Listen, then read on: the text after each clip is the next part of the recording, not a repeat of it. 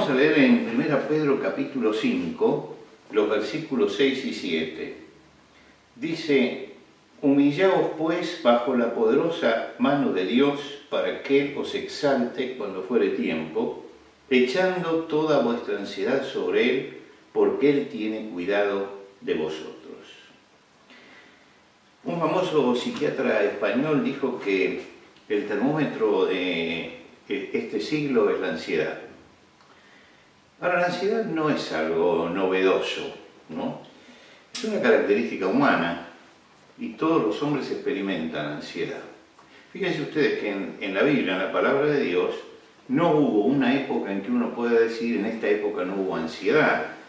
Pedro nos habla acá de la ansiedad que estaban viviendo los cristianos. El Señor Jesucristo habla de la ansiedad en el Sermón del Monte.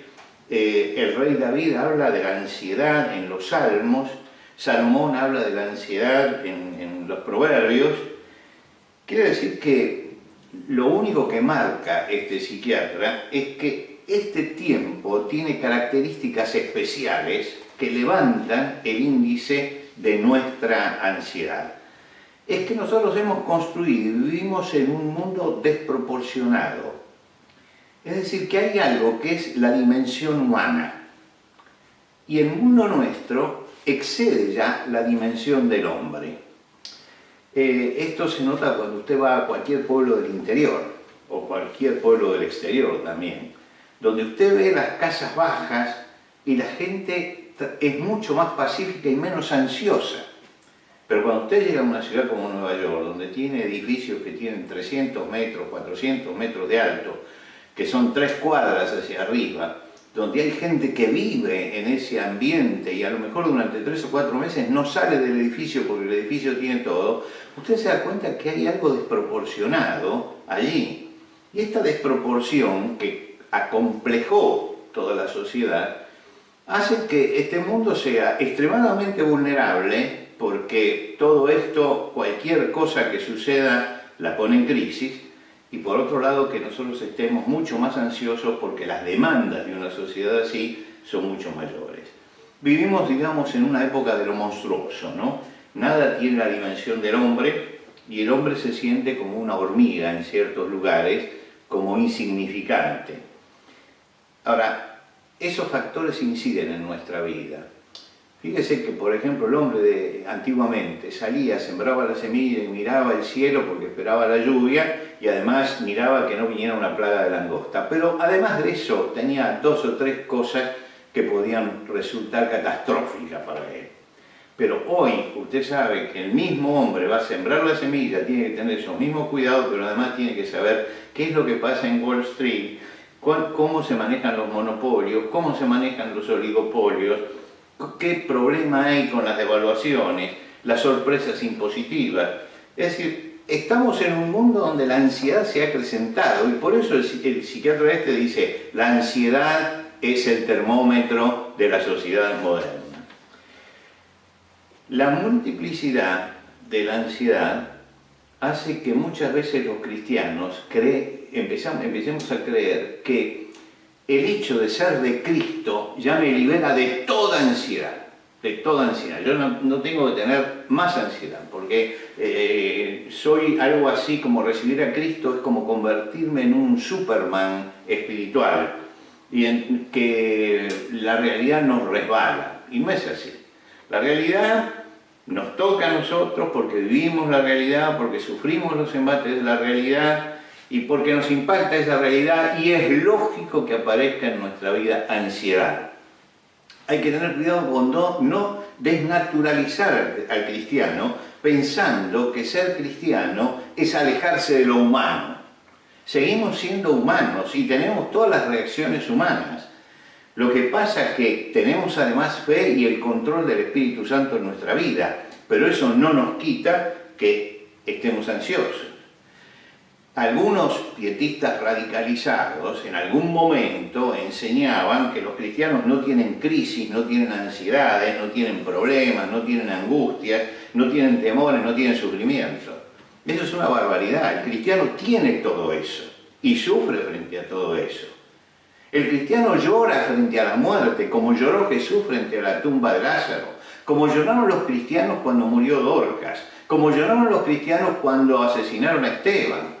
Es decir, que en el cristiano aparecen todas estas cosas, y la época que nos está tocando vivir es una época de ansiedad y de profunda ansiedad. Y lo que nos pasa con este virus y con todo el problema internacional que esto representa, aumenta nuestro nivel de ansiedad. ¿Por qué? Porque a la inestabilidad laboral, a los gastos imprevistos, a las cirugías que alguno puede tener inminente, a las amenazas, a la persecución, a todo esto, se ha sumado esto que es algo mundial.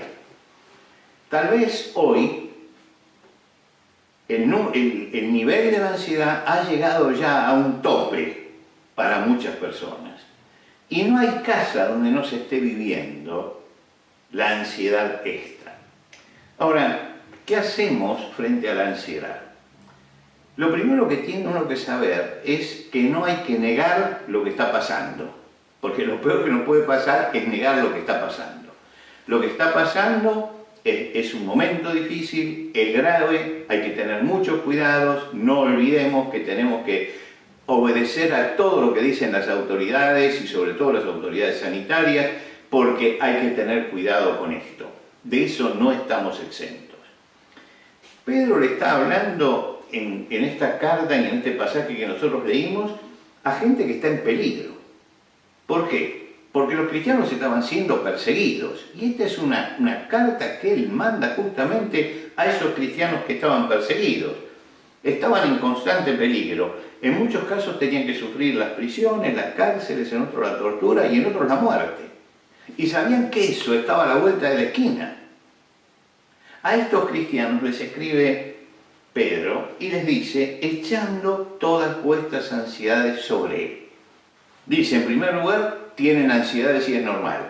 El asunto es que tienen que manejarla espiritualmente, tienen que echar esta ansiedad sobre él. En la vida presente hay dos tipos de problemas como los hubo siempre. Los que son manejables. Los problemas manejables los tenemos que manejar nosotros. Y los que no podemos manejar, que están más allá de nuestras posibilidades, y entonces no existen puertas abiertas delante nuestro, allí aparece la ansiedad, y en estos casos en que el problema no es manejable, es al que se refiere Pedro en este caso. Le está diciendo, ustedes están ansiosos y no pueden solucionar este problema. Echen toda la ansiedad en él. Es decir, descarguen esto. Hay dos tormentas paralelas en la palabra de Dios que quiero recordarlas hoy para ustedes. Hay una tormenta que aparece en el Antiguo Testamento. Jonás toma un barco y hay una tormenta. Él se ha rebelado contra el mandato de Dios y está huyendo. En esa huida seguramente está ansioso. Pero cuando sube al barco y comienza la tormenta y esa tormenta no para, entonces la ansiedad se transforma en angustia, profunda angustia. Todos buscaban soluciones. Los paganos también buscaban soluciones. No encontraban la solución. Finalmente le piden a Jonás y Jonás no puede darle soluciones, pero le dice, mira, yo creo que viene por mí porque yo estoy en esta condición. Lo tiran al agua. Los discípulos en el Nuevo Testamento también estaban frente a una tormenta. Jesús estaba con ellos, duerme en un almohadón que hay en la proa de la embarcación. Ellos tienen sobre quién echar la angustia. Y entonces cuando llega el momento de la tormenta, no llegan a la angustia. En medio de la ansiedad van a Jesús y le dice, Señor, ¿no tienes cuidado de nosotros? Y entonces todo se distiende en la vida de ellos porque le encomendaron al Señor el camino que ellos no pueden hacer. Los discípulos habían recibido el mandato de cruzar y vino una tormenta. Hicieron lo humanamente posible, pero no pudieron pararla. Pusieron su ansiedad en el Señor. Cuando vieron que excedía lo que podía hacer alguien experto en la navegación, lo pusieron en el Señor. Jonás recibió el mandato Y él no quiso entender lo que Dios decía. Llegó una tormenta en el mar, lo tiraron al agua, se lo tragó el famoso gran pez, y cuando está en el vientre del pez, entonces se da cuenta y echa toda su ansiedad sobre el Señor. Y el Señor lo libera. Es notable. Finalmente, los dos llegan a en las dos tormentas encuentran una respuesta. Jonás encuentra una respuesta final, pero tuvo que llegar al vientre del pez para encontrarla. Los discípulos sintieron la cercanía de Jesús y se acercaron a tiempo. Hay diferencias en el tiempo en la ansiedad. Jonás llevó su ansiedad hasta el límite y entonces cuando no pudo más, gritó: Dios mío. Los discípulos llegaron con su ansiedad al momento en que se dieron cuenta que ya no podían más y se acercaron a Jesús porque lo tenían cerca. Por eso Pedro dice: echando toda vuestra ansiedad sobre Él, porque Él tiene cuidado de vosotros. Fíjese, la frase tiene dos partes bien marcadas.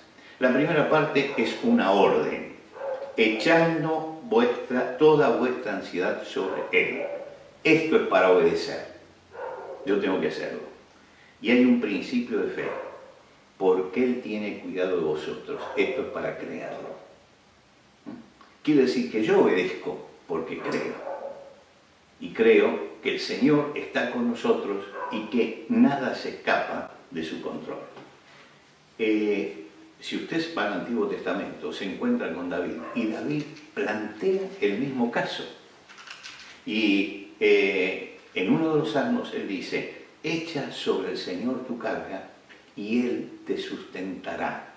No dejará para siempre caído al justo, es decir, al que quiere estar cerca de Dios. Fíjense que los dos versículos dicen exactamente lo mismo. Tiene dos partes también lo que dice David. La primera parte: echa sobre el Señor tu carga. Echa sobre el Señor tu carga. Echando toda vuestra ansiedad en Él, decía Pedro. Y el principio de fe: Él te sustentará porque no dejará para siempre caído al justo. Quiere decir que hay un principio de fe. Las dos cosas aparecen allí, lo que quiere decir que, ¿qué distancia hay entre David y Pedro? 1000 años. ¿Cuántos pasaron allí? Pero los dos nos dan la misma receta de parte de Dios. Hay que tomar la ansiedad y ponerla en el Señor. Necesitamos en este momento ejercitar nuestra fe también. Cuidado, la fe no nos exime de los cuidados que nos marcan. Repito esto una y otra vez, porque creo que muchos toman la fe como si fuera una panacea que soluciona todos los problemas al margen de los demás. No, tenemos que cumplir con todas las cosas que nos marca el calendario del Estado que está tratando de parar esto. Pero después que hemos cumplido todas esas cosas, que es la parte que tenemos que hacer, entonces tenemos que ejercitar positivamente nuestra fe en el Señor. Fíjense que en el libro de los Proverbios hay un versículo muy conocido, pero yo quiero leerlo en la versión popular, porque la versión popular lo acerca más al lenguaje de todos los días. Dice: confía de todo corazón en el Señor y no en tu propia inteligencia. Confía de todo corazón en el Señor y no en tu propia inteligencia. Ten presente al Señor en todo lo que hagas. Ten presente al Señor en todo lo que hagas y Él te llevará por el camino recto. Este es el momento de la fe. Y es el momento de tomar la ansiedad que todos tenemos frente a lo que pasa y ponerla en el Señor. Y creer en aquello que dice Pablo a los filipenses: mi Dios pues suplirá todo lo que os falta conforme a las riquezas de su gloria en Cristo Jesús. Por lo tanto, no seamos derrotistas en medio de todo esto. El Señor todavía está en su trono y sabe lo que hace. Manejemos esta situación con criterio. No transformemos nuestra condición de cristianos en un desborde de Superman. No, tenemos que hacer todo lo que se nos dice, porque eso es preservar nuestra vida y nuestra salud. Pero además tenemos que confiar en el Señor y poner toda nuestra ansiedad sobre Él. Y la paz del Señor va a inundar nuestros corazones.